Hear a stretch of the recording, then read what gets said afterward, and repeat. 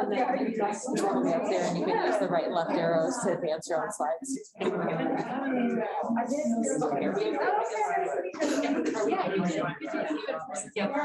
Okay, we're gonna go ahead and get started, everybody. Thanks for those of you who are here in person, and I think we have 50 people or so with us online as well. So we're excited to welcome you to our first panel for our Climate Adaptation Partnership inaugural seminar series. And this panel is focused on forests and climate adaptation. And I'm Courtney Schultz. I lead the Climate Adaptation Partnership, and I'm in the Department of Forest and Rangeland Stewardship. Just wanted to tell you a little bit about who we are. We are a new group on campus, and we're working to foster collaborations among researchers and center leaders that work on climate adaptation. We have two key emphases. One is to coordinate interdisciplinary research efforts and build connections between researchers and policymakers to apply climate adaptation research in policy venues. Let me make sure I got this going right. So I want to start by introducing our panel today, and then I'll tell you a little bit more when we're done about our whole seminar series and other socials we have coming up. But we're going to have each of three panelists talk for about 10 minutes. And then we'll have time for Q&A, and that'll be a mix of people online and also folks here in the room. So I'll start by introducing Dr. Linda Nagel, who is a professor of silviculture and department head in Forest and Rangeland Stewardship here at CSU. She was previously on the faculty at Michigan Tech and the University of Minnesota, where she served as the director of operations for 2 field stations. She has a BS degree in biology from South Dakota State University, an MS in natural resource sciences from Washington State, a PhD in forestry from the University of Montana. Go Grizz! Linda serves as the lead PI for the Adaptive Silviculture for Climate Change Network, focused on climate adaptive forest management. So let's welcome Linda.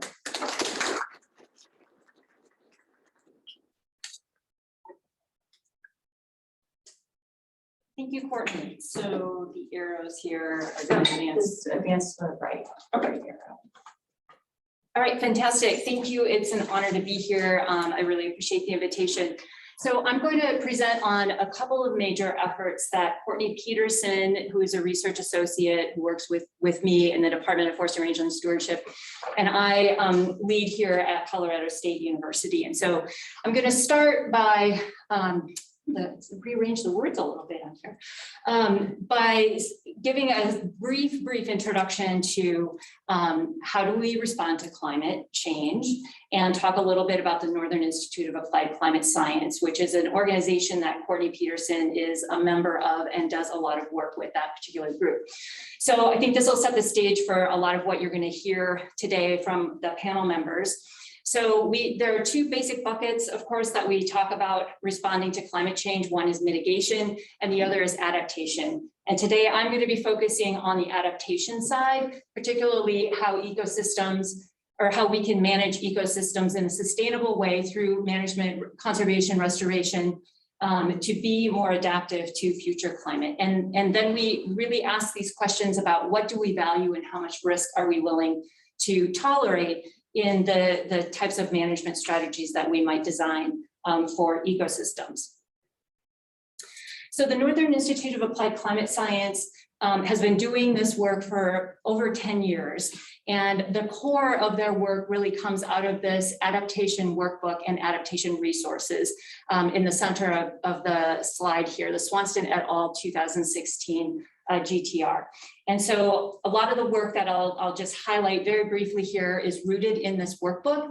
It's a process that we use to walk managers through decision making. It includes menus of possible actions that people can take in response to climate change. It does not tell people what to do, and it does not make recommendations for people in their management decision making.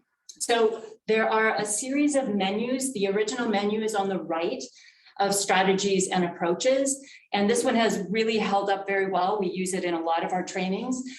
There are now about 10 menus on this webpage that have been developed through collaborative processes, workshops, and stakeholder engagement.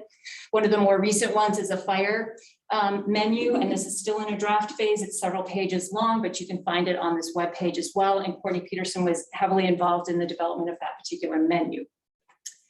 Okay, so a couple of highlights that I wanted to bring to you just to give you a little bit of a flavor of this group. So the NIACS group has been doing these sorts of trainings, like I said, for close to a decade. They have about 500 demonstration projects on the map where they've worked with managers to work through this workbook process and develop climate adaptation management strategies.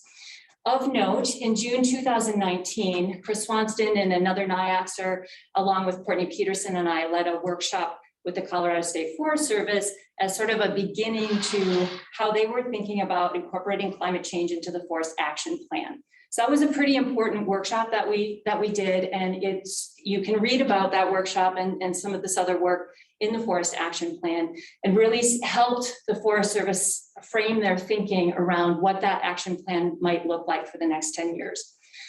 There's some other workshop examples there as well.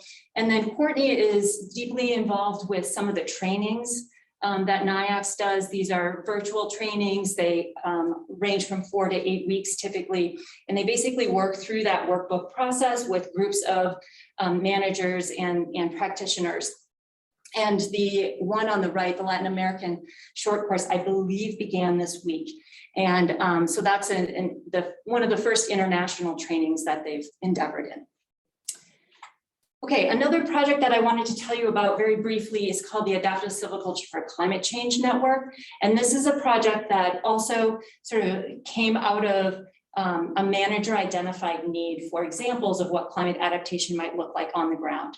And so what we did with some seed money that we received from the Washington office about 10 years ago as well, is we designed a research study that is replicated. And our original goals were to develop 3 to 5 sites where we would test out adaptation strategies and developing adaptation strategies in different forest types across the country. And so this is a map that shows our current sites. We have about 11 sites that are in various stages of implementation, with a couple more in the pipeline.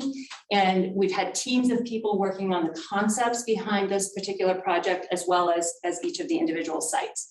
We use the adaptation workbook process. So this is basically an adaptive management process that we've modified for developing this experiment. And the goal of this experiment is really to test resistance, resilience, and transition options in a given forest ecosystem type, given that local context of management objectives, desired future conditions, and goals. And so with resistance, we're trying to manage to keep the ecosystem the same. With resilience, that's sort of the rubber band approach, where the ecosystem will be allowed to have some change, but we really want to manage back to some pre-identified condition. And then the transition treatment is really managing very aggressively toward adaptation or change. Was that my cue? Oh, okay. Tiny cue. So these are the way we develop these sites. We work very closely with a small team of folks locally, and it's a collaboration between managers and scientists. And so we end up at a point where we are doing a 3-day collaborative workshop typically. And we do some training and tools on the first day of the workshop. And then the second 2 days is a very small group, 15 to 20 people of scientists and managers, where we walk through the process of developing these 3 different treatment types for a given forest type. And then there are specific things that are specific to each ecosystem type, like the ecology, the vulnerabilities, and the different management strategies. So we started these in 2013. This was our first virtual workshop we did with the Colorado State Forest in December of 2020. And so we're really focusing on desired future conditions, management objectives, and then developing those silvicultural practices to get there with those treatments. As I said, we are doing one of these sites on the Colorado State Forest, and I'm just going to put all of these up here just to give you a flavor of what these treatments look like. So what happens is we end up with a wide spectrum of approaches to management, hitting those experimental goals of resistance, resilience, and transition. And these are meant to be long-term forest experiments where we're going to be tracking the response of the forest over time. And already at some of the sites, we're doing a lot of modeling for vegetation response. And then some of the sites, we've already got trees planted, and we're also monitoring their response. I did want to mention that one of our more recent sites is up in British Columbia. So we've now got 2 sites in Canada. So now we're an international network, which is very cool. This is a research forest. It's about 16,000 hectares that's jointly managed by the University of Northern British Columbia and the Glatson First Nations. And this is a really interesting site because they collaboratively manage this to do innovative research and education, sustainable natural resource management, while bringing together traditional and Western science and acknowledging and recognizing diverse cultural values. So you can see some pictures of this area and the different cultural values that we've incorporated into this particular study site. And I'm calling these draft treatments because we just developed them in June. They're collecting pre-treatment data and we'll be refining these over time. But if you know anything about forest management in British Columbia, there's a lot of clear cutting and planting of Douglas fir and spruce, and you won't see that on our spectrum of treatments here. The closest one is actually the transition treatment where they prescribed a shelterwood type of treatment and are really considering future adapted species. So this has been a really fascinating project to work on together as we work through some of those complex issues around assisted migration and some of those concepts. So we have a whole list of research questions that we're hoping to address with this network. I know this was a really, really quick summary of these two major efforts, but I wanted to just give you a flavor of the types of work that is happening in the department under forest adaptation. So with that, I'm going to hand it over to Courtney.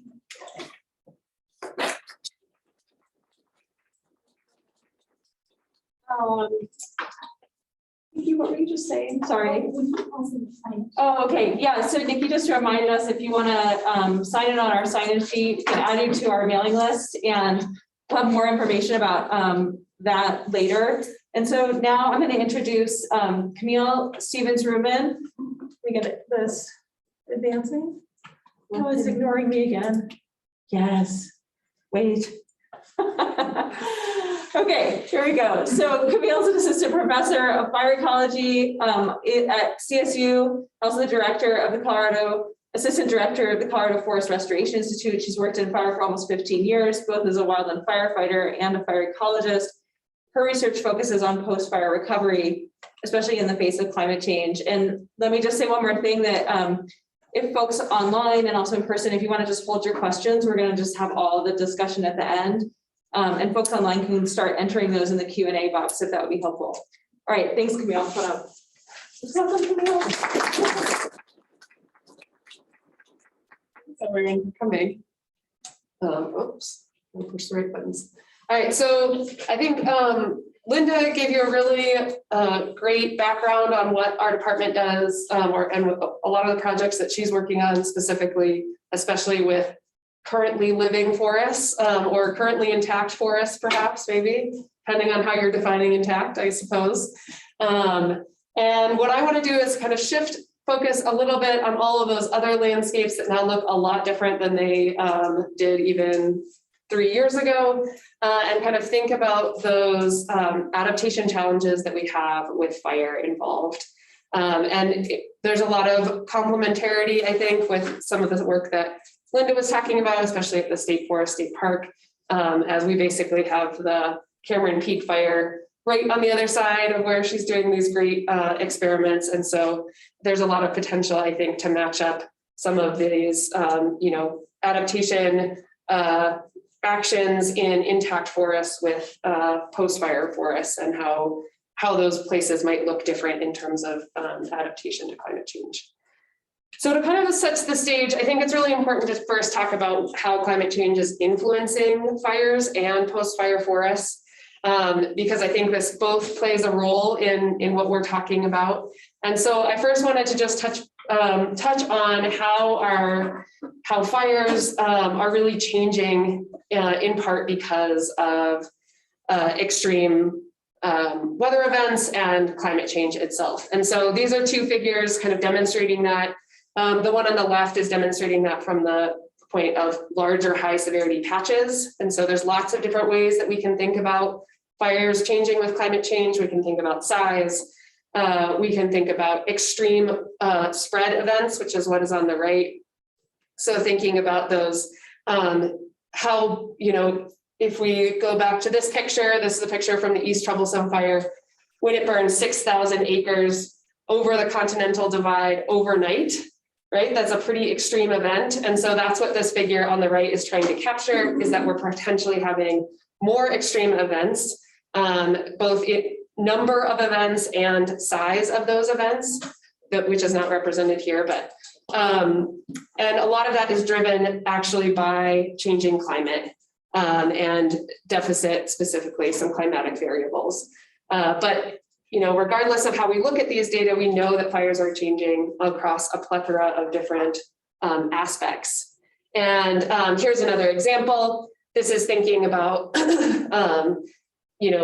one specific area and over a much longer time period. This is from a paper, I should have put the citation, from Higuera this year, that talked about how here in Colorado, we're seeing an increase in the number of large fires and area burned in our high altitude and high elevation forests, which again kind of feeds back to these spruce fir forests that Linda was talking about. And that's potentially an issue, right? Because in theory, those ecosystems are supposed to burn on the order of 100 to 300 or longer year timeframes. And if suddenly we have really large landscapes that have burned, there's more potential for them to overlap and decrease kind of that interval between fires. So now if we move to kind of that post-fire forest, how are those places recovering? This is from a study from a few years ago looking at areas, whether or not trees were coming back, right? Are there trees at all? So that's the presence and absence on the right. Or are there trees coming back at high enough densities to kind of match the pre-fire forest? And we saw a really marked decrease in the amount of sites that met either a threshold or even had a single seedling on it after 2000. So fires that burned since 2000 are really not recovering to the same level of those pre-2000 forests. And so that has really big implications for what do we do with these landscapes now, right? We're not dealing with an intact forest that we maybe want to help transition, but rather a place that potentially is not coming back as a forest at all.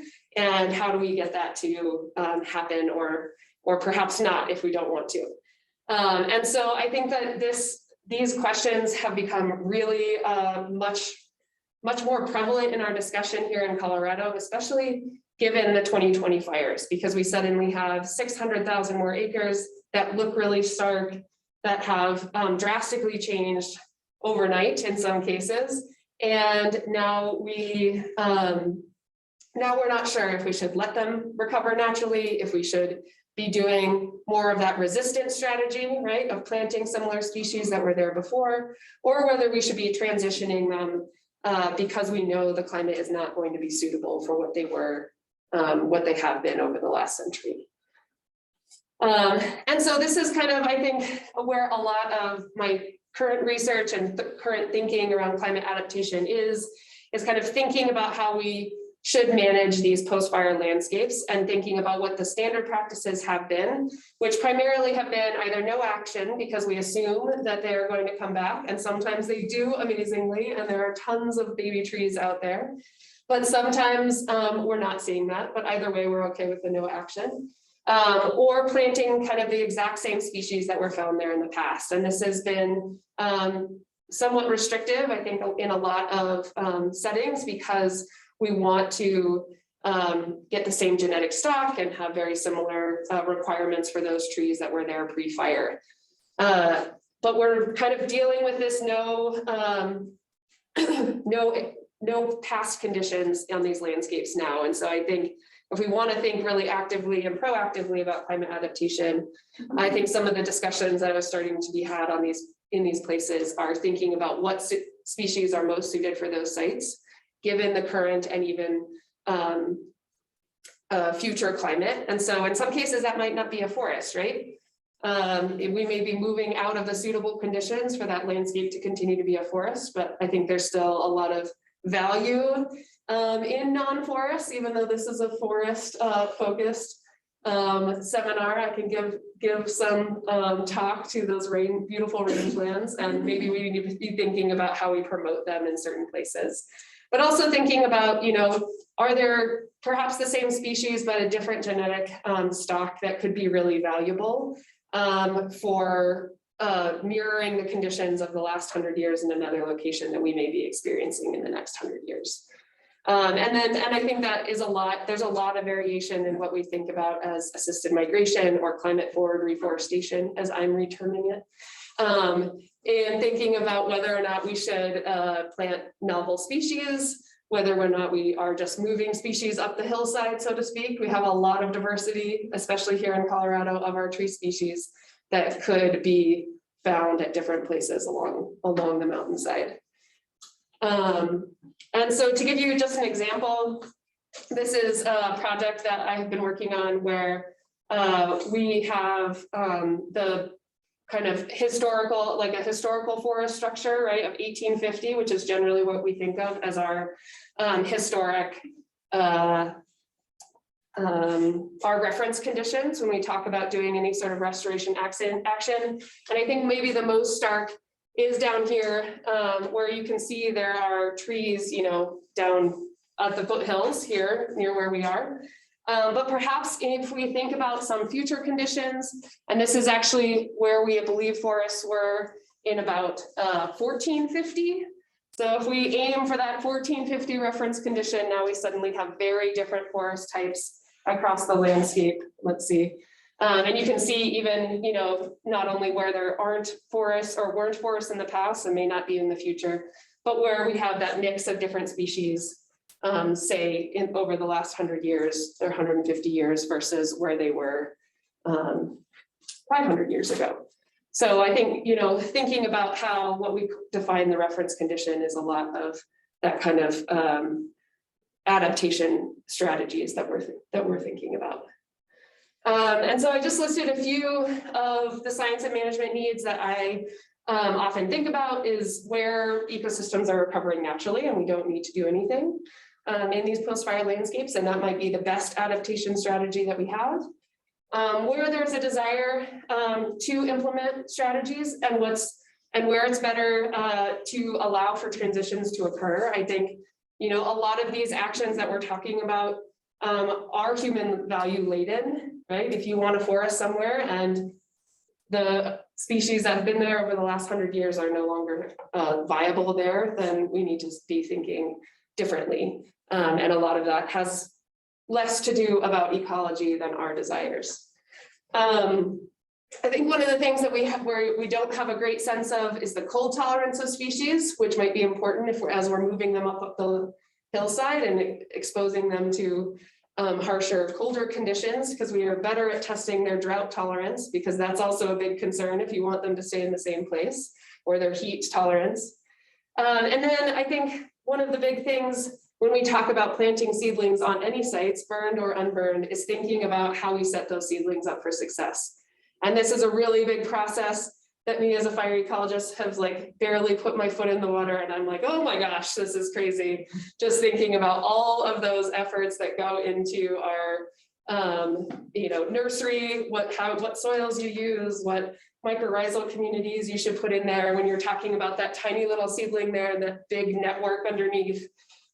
There's a lot to consider in that underneath network and that community, I think, and the conditions that we're growing those seedlings in that we haven't figured out very well. And I think that could have a really big influence on what's making it up the hillside or succeeding in our experiments.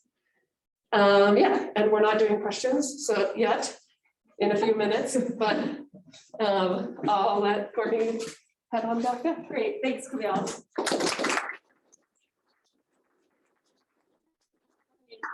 And let me welcome our last speaker, Dr. Angela Bogue.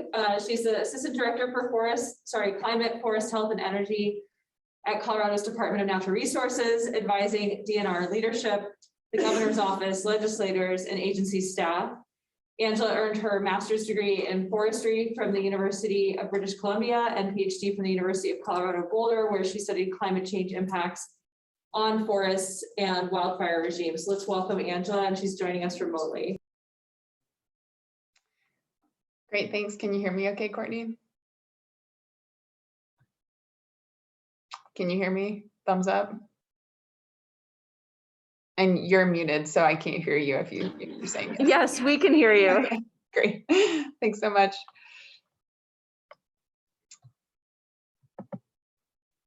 Next slide, or, oh, perfect. Thanks. Great. So welcome everyone. Thanks so much for having me. It's a great panel to be on, and these are issues that I think about a lot. So today I'm just going to provide a pretty high level overview of where I see climate adaptive forest management questions and discussions really happening in terms of state policy within Colorado. Next slide. So, climate change impacts everything that the Colorado Department of Natural Resources does. We're a state agency that helps to manage wildlife resources, oil and gas. If we're thinking about climate change mitigation, we have a relationship with our state Forest Service and our state lands as well, managed by the State Land Board, Parks and Wildlife, obviously. So I'm really grateful to have a boss in the DNR's director, Dan Gibbs, who's really taking climate change seriously and really wanting to weave climate action into all of our work. And that also comes with this recognition that climate change is impacting our forests in Colorado right now, and we're really seeing a lot of those impacts firsthand.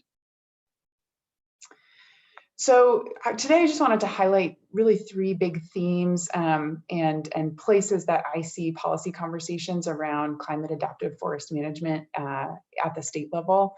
The first is really this issue that historic fire suppression, really over the last sort of 120 years means that our challenges for sort of assisting our forests in terms of adapting to climate change are amplified. So I just want to highlight that issue.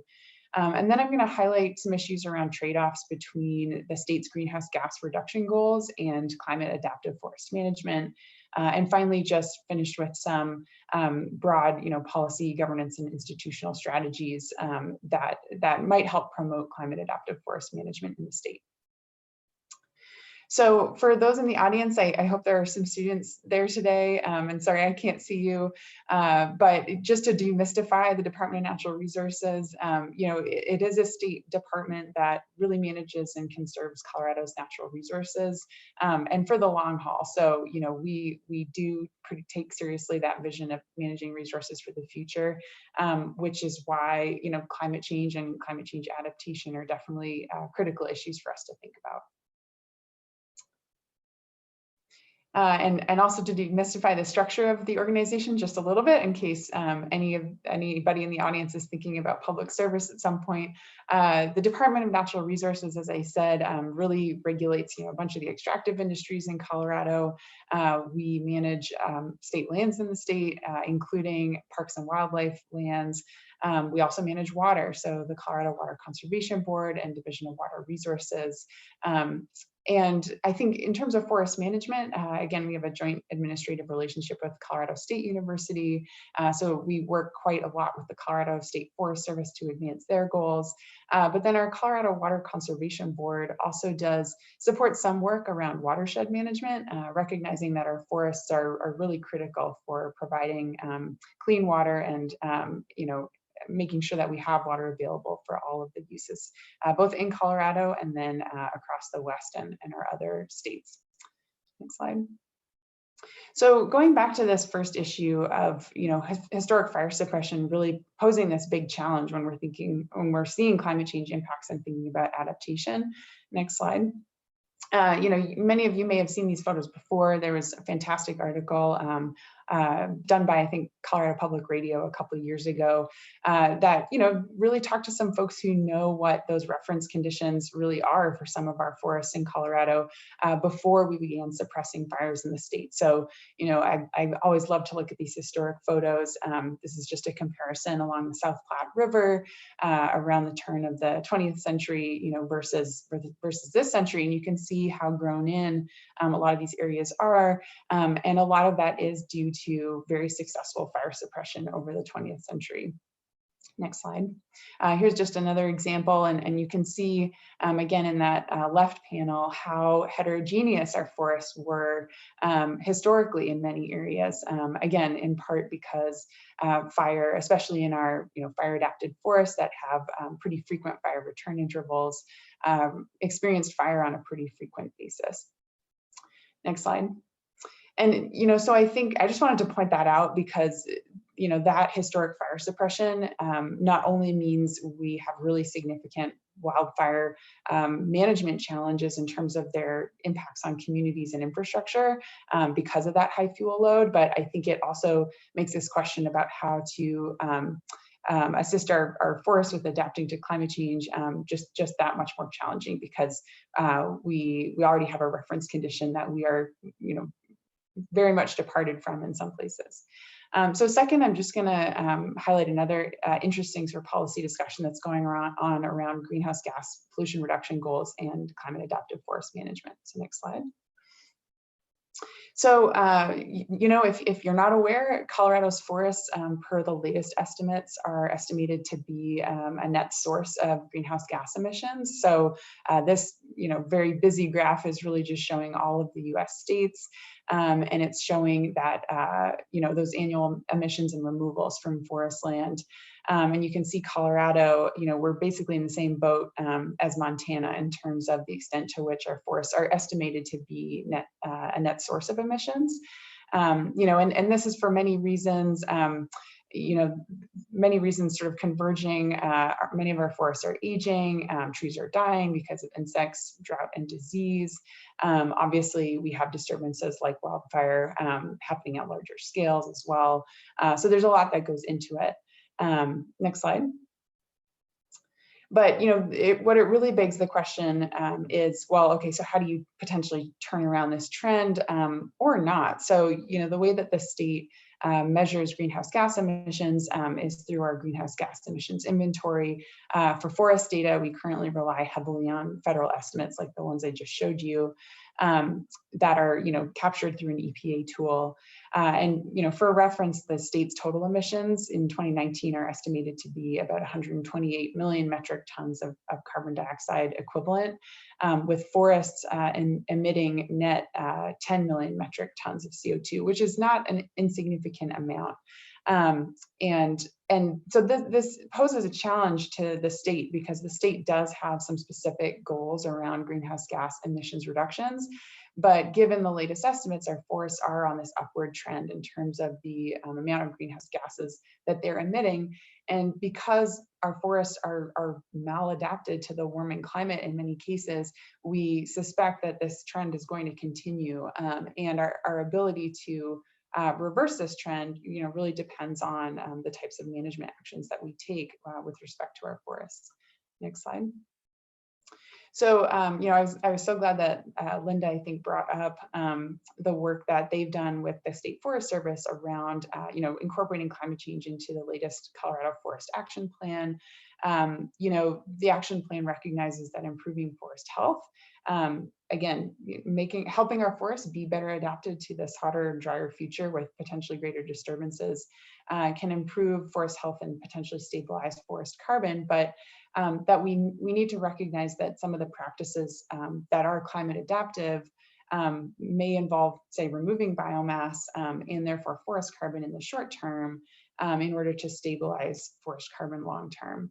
Similarly, if we are reintroducing more fire on the landscape, again, to return sort of more natural fire return intervals in some of our ecosystems, that may increase emissions short term, but long term may decrease fire severity and may also help to stabilize forest carbon. And finally, I think climate adaptive forest management, we always need to think not just about the science of the specific practices, but in a practical sense, what other sort of social or cultural components do you need for it to be successful? So if you are removing biomass in certain areas, how do we ensure that we have a destination for some of that biomass and an industry that's capable of using that biomass and potentially, sequestering that woody carbon long term. Next slide. So finally, I'll just go over some of the very briefly, some of the opportunities I think to broaden this conversation with regards to state policy. Next slide. The state just passed last session an update to our Colorado Forest Health Council, or really reimagining it. So this is a state body of stakeholders whose goals now are really to inform the governor, the executive director of natural resources, and the state legislature on forest management policy priorities. And, you know, I'm very excited to see in the new legislation that the council, you know, explicitly recognizes that the trends towards larger, more destructive, and more frequent wildfires are expected to continue in part as a result of climate change induced shifts, you know, in weather conditions and forest health. And that part of the council's powers and duties include monitoring trends related to forest ecosystem health, including those related to climate adaptation. So, you know, I'm excited about this stakeholder group of, I believe it's now 26 people who, you know, will be convened this year to start informing the executive director, as I said, of natural resources, the governor, and the state legislature, and ideally will be taking up some of the research that that Camille and Linda shared, and other research that's happening around the state and around the West on, you know, novel tools and techniques to sort of transform our forest management strategies a bit to be more climate adaptive, and provide that venue for potentially taking up some of these recommendations into state, you know, legislation or other programs. Next slide. And I'll just say really briefly, I know I'm out of time, that you know, this work that the state's doing requires our federal partners. Our federal partners obviously manage a huge amount of forest land in the state, and there's sort of, you know, this new way of working with our federal partners under the umbrella of shared stewardship that again, I'm pretty excited about. And, you know, I think we can weave these conversations about climate adaptive forest management into those broader conversations about how we work together. And I highlighted, you know, the right scale piece here of shared stewardship, because I think, you know, helping our forests sort of be better adapted to climate change is going to require some conversations about managing at much larger scales potentially than we have in the past. Next slide. And then I will also just highlight another opportunity for folks to keep an eye on. So, you know, the state did put out their greenhouse gas pollution reduction roadmap earlier this year. Again, that's the state's really roadmap policy document for achieving the state's ambitious greenhouse gas reduction goals. As part of that, we committed to developing a natural and working land strategic plan. So really identifying opportunities for natural climate solutions in Colorado. But as I said before, you know, when we're thinking about these trade-offs with forest carbon, any strategies that we propose have to be climate adaptive, recognizing that in Colorado, especially, there are probably limits on the extent to which, for instance, you know, forest carbon and increased sequestration can reduce our emissions. You know, and just a little aside, you know, there are a lot of people who are really excited about planting trees to address our climate change issues and sequester more carbon. But as Camille said, you know, we really need to think very critically about what trees we are planting and where and at what densities, because those trees are also going to be subject to, you know, the climate warming and wildfire challenges that we're currently experiencing. Next slide. Great, so that's it, and I'm happy to take questions now as part of the panel, so thanks.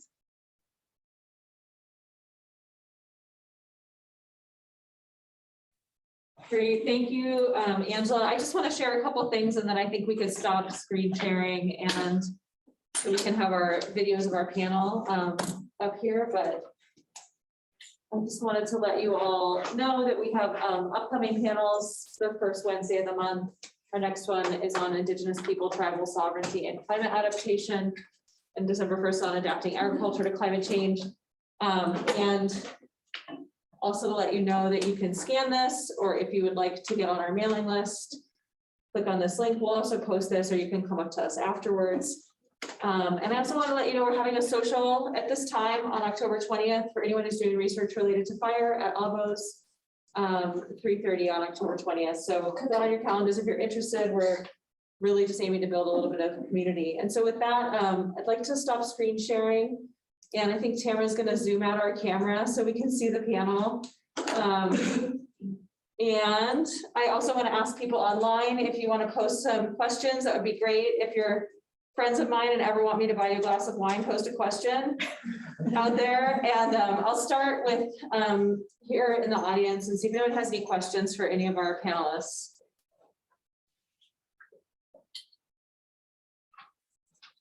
I have a question for Dr. Nagel. I was wondering, you talked a little bit about how in British Columbia you are bridging the gap between like Western and traditional knowledge. I was wondering what that process is. Yeah, sure. So that is really driven by that particular site that we're developing this study at. And so that research forest has been co-managed for 28 years by a university and a First Nation. And so they, in all of the management and work that they do on that particular site and the university as well, is very engaged with the local tribes in everything that happens there. And so they co-manage all of that. So there were First Nation participants in our workshop. And what was really important is that you know, they, with all of these sites and all of the work that the NIAX group does, it's people coming to us who would like to do that type of work. And I think that's what's made a lot of those successful, is that they are coming to us saying, we really want to learn how to do climate adaptation on the ground. And so that's why that particular partnership is working really well at that particular site. Yeah, Nathan, go ahead. Yeah, what's the intersection between beetle kill forest and climate adaptation and fires, and what are the preferred management approaches for that sort of damage, and how is it done, and how would you like to see it done if money were no object or jurisdiction or whatever? Well, I feel like maybe Monique should take a first stab at this. Yeah, so I think that is one of the really big challenges when thinking about forest management here in Colorado, because we do have so much standing and now a lot of down dead wood that presents like a pretty large fire risk, not just like maybe in how they burn, but how we put people in those landscapes, right? And we saw that, I think, really play out with the Cameron Peak fire, especially in thinking about, like, you don't want to put people underneath trees that are about to fall. So let's move out to some other places that then the next big wind event was able to blow over. So there's certainly lots of challenges, I think, with that. And I think the role that climate change plays in that kind of fire and bark beetle wood story is that, you know, these fuels have been allowed to like dry out for longer than they would typically, right? Or than they would have historically, because it would have been under snow later in the season and potentially under snow again earlier in the fall. And those logs, as you know, from probably your campfire, take a long time to dry out, but then also are ready to burn even when you are standing in a pretty big rainstorm having a fire.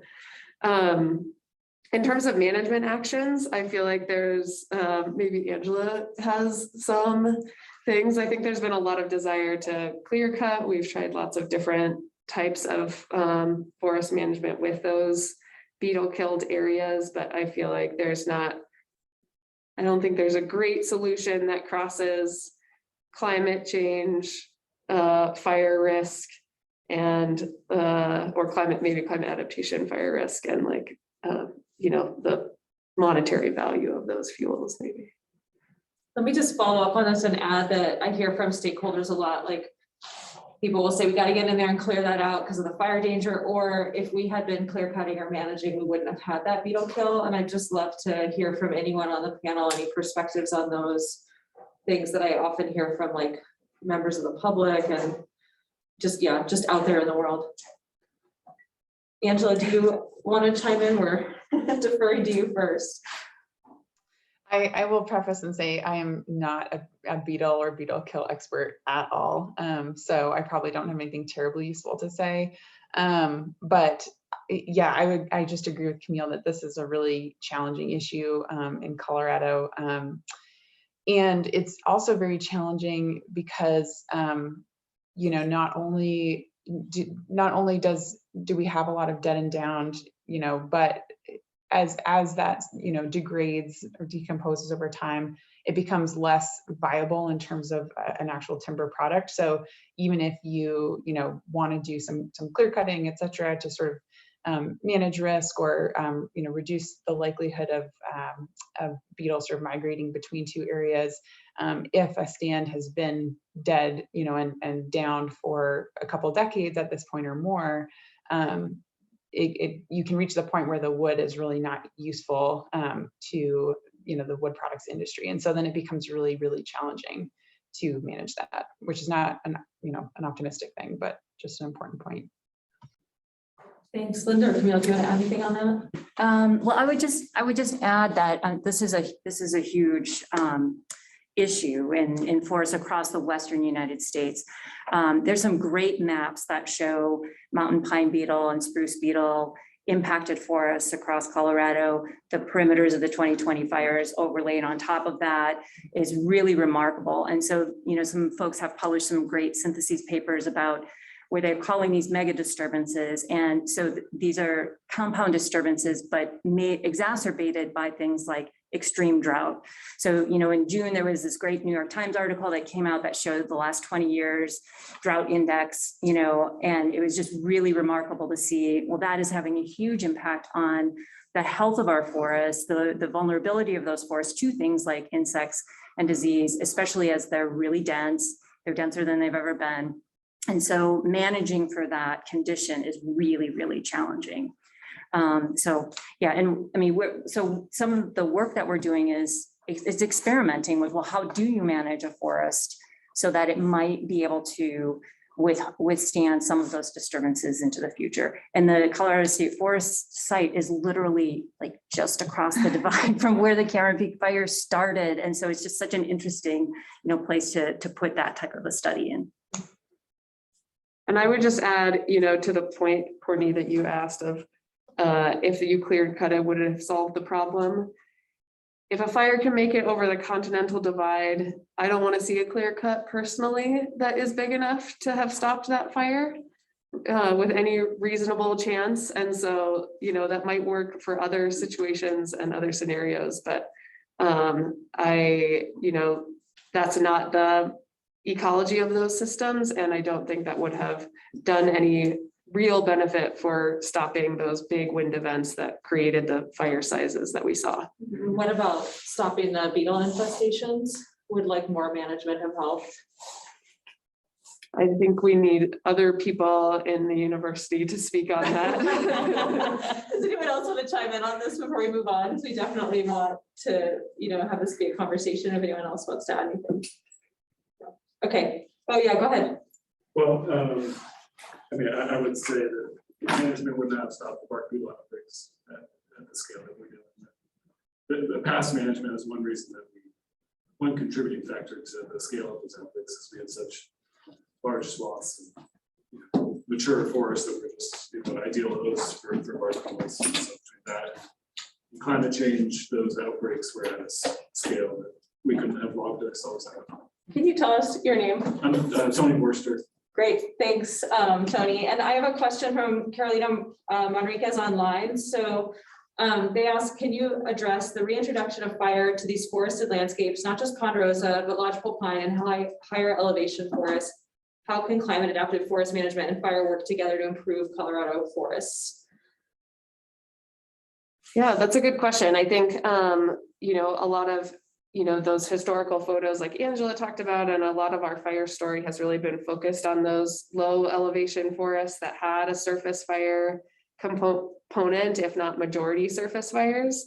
But those high elevation forests would have historically burned at high severity, right? Where you would have killed a lot of those trees already, or in any fire that burned. And I think the difference that we're seeing is the size of those fires in those landscapes, not that the fire is killing more or less trees necessarily per acre, but the scale of that fire. And I think when we talk about reintroduction in those systems, really what we're hoping for is to kind of recreate that mosaic landscape where you have, a multi-age forest that is perhaps more resistant to bark beetle outbreaks, and opening up that landscape so that you don't have the potential for these next large catastrophic fires. But I think a big part of that is accepting that we're going to have, or that we're okay with a prescribed fire that has 100% tree mortality.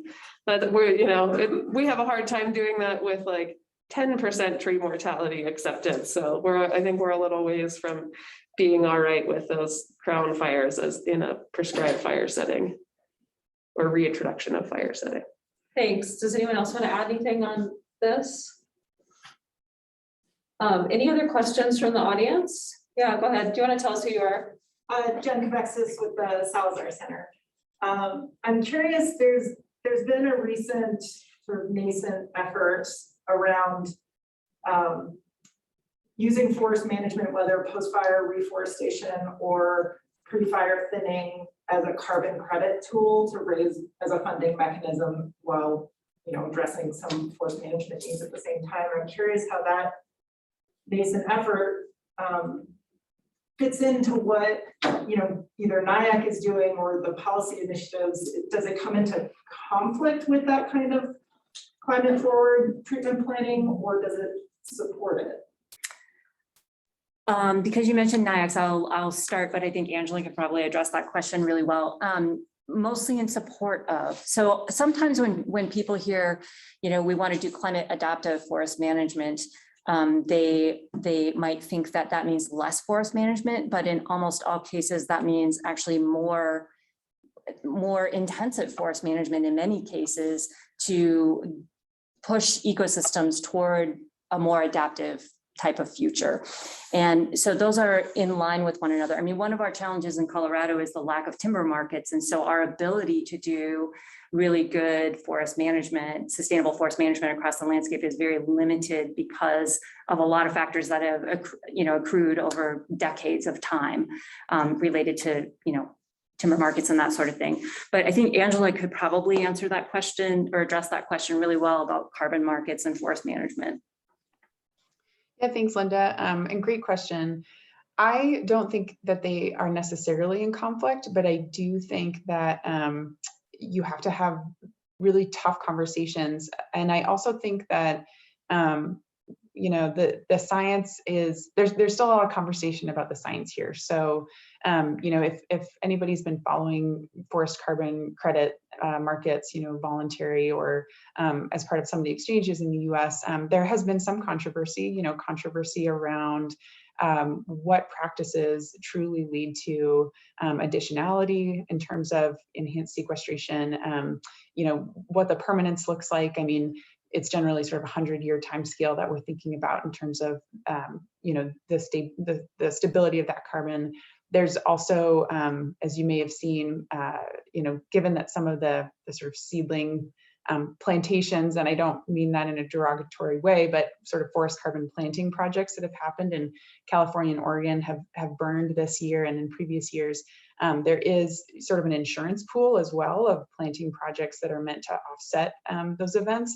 But I think there are very serious questions about the extent to which that works going forward in a future where we know that we're going to see a lot more, large scale fire activity. Speaking more about Colorado, there is some interest, and I've been part of some of these conversations. There is some interest from folks in doing, forest carbon sort of funded planting projects. We have a lot of burn scars with pretty low regeneration, as Camille highlighted. And so there is a lot of great opportunities in Colorado for those types of forest carbon projects potentially.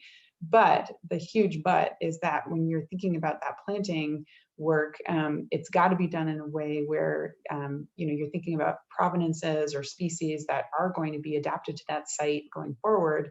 And also potentially planting, far fewer seedlings and some, again, thinking sort of lower elevation in some sites than you might have, 30 years ago, sort of based off of more traditional guidelines. So I think they're not mutually exclusive, but I think it requires some really tough conversations. And then the last quick thing I'll say is, I think this whole world is very sort of immature in Colorado. There's not a ton of thinning or prescribed firework, for instance, that I'm aware of that is funded at all by forest carbon credit markets. And so I do think it's an interesting opportunity, but one that we have to think very critically about here in Colorado. Thanks, Angela. I think we have time for one more question. Anyone in the audience have a question? Yeah, Monique. Where do we stand policy-wise on our ability to do assisted migration? So planting things that are not from the local gene pool. Are managers able to do that? I can address that from just experience in different regions of the United States related to our project. When we first started in 2013 in in Region 9 of the US Forest Service, we came up with, species to plant from seed zones south of the study site. And we planted ponderosa pine in northern Minnesota, not because it's my favorite tree, but because it was the only analog to red pine, and we ran out of conifer species that were projected to do well under future climate in that area. And so because it's on national forest land, they work really closely with their regional geneticist to sort of get approval to dip into those southern seed zones. That landscape has changed significantly within the US Forest Service, and it varies region by region, but there's a lot more acceptability around looking at different seed sources and provenances and even species that are outside the native zone at this time. But it's still really a dynamic conversation. Any other thoughts on this? I have one more question for the panel. I'm curious where you see like a need for, like where you see the sort of leading edge of research, or where you see opportunities, or where you wish like we had funding to explore new ideas. Because I'm kind of curious about where we might go, or what we might, start to think about building here at CSU that could address some needs in this area of climate adaptive forest management. So I'm curious if any of you have thoughts on that. No, Angela, looks like it's to you. Do you have any thoughts?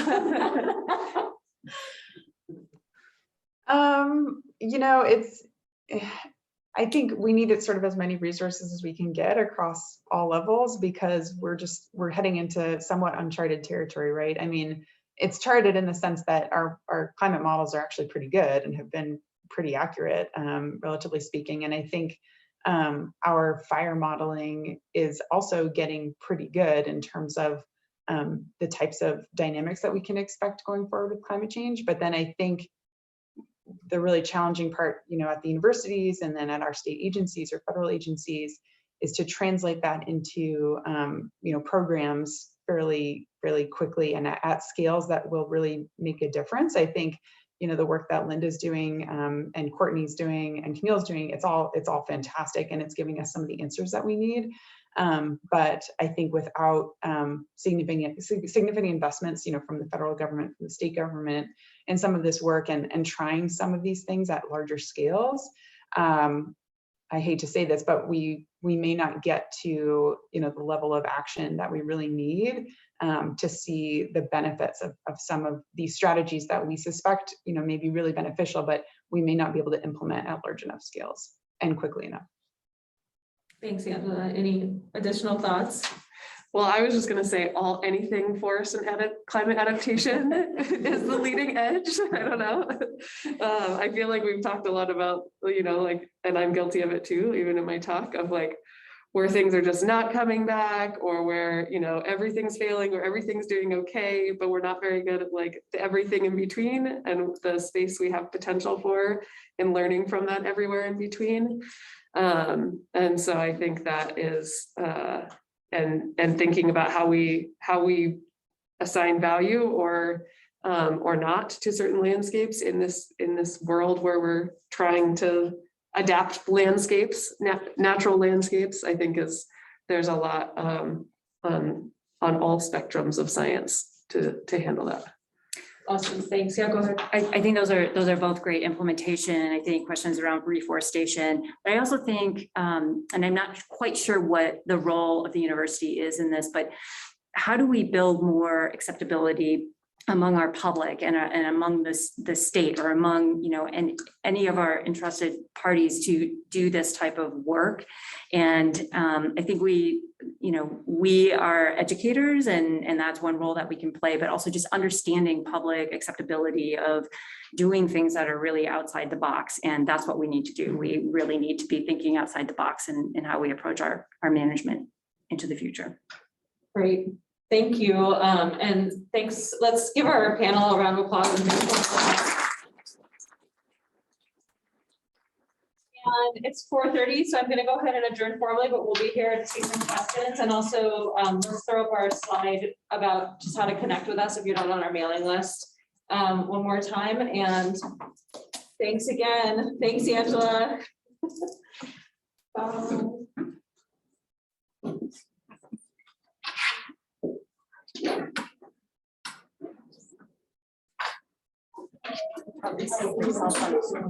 Yeah.